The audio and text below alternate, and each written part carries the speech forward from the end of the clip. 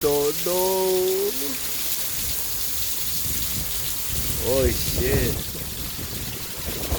Aquí estamos en el fin del mundo, amigos. Ya llegó el fin del mundo, no puedo creerlo.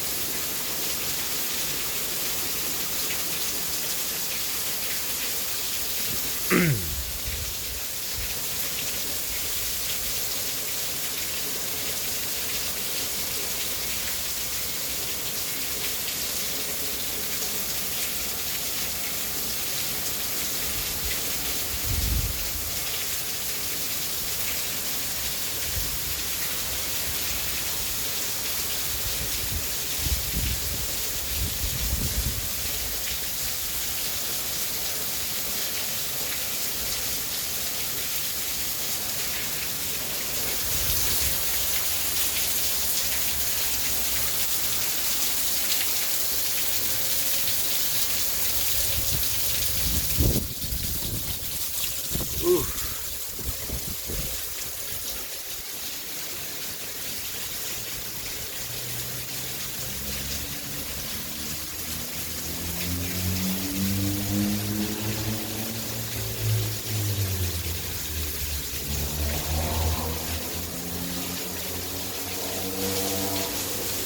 Bueno, mi gente, si no hay que salir, no hay que salir porque la verdad está muy fuerte el agua.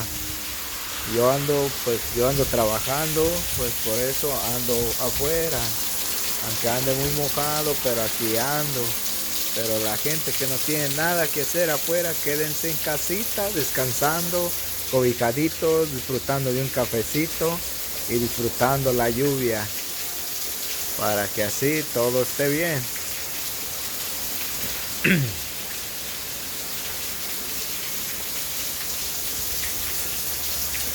Se espera hoy lluvia toda la bendita noche. Inundaciones, bastantes inundaciones. Santa Bárbara, Goleta, Carpintería, Las Conchitas, por toda la costa.